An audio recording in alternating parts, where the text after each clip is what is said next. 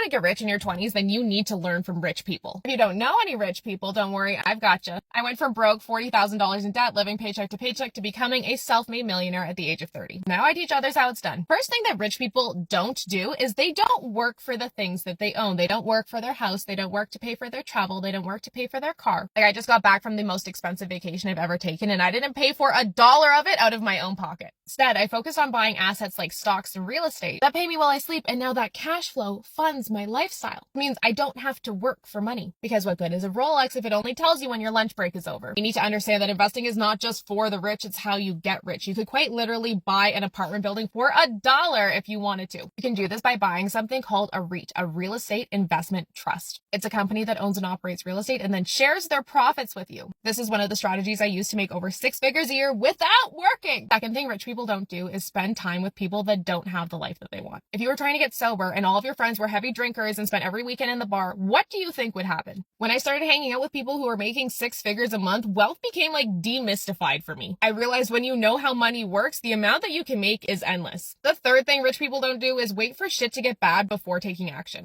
Put a frog in boiling water and he'll jump out right away. Put a frog in lukewarm water and slowly bring it to a boil. Frog won't notice and he'll cook to death. So many of us are in situations that we say aren't that bad. We say we're living paycheck to paycheck and we're struggling, but it's not that bad. We say we can't pay off our debts, but it's not that bad. We say we don't have money to do the things that we want in life, but it's not that bad. Society has us in a warm water chokehold, and many people won't realize what that actually means until it's too late. Learn how to start winning with money with our free trainings. Grab your spot on our website under freebies.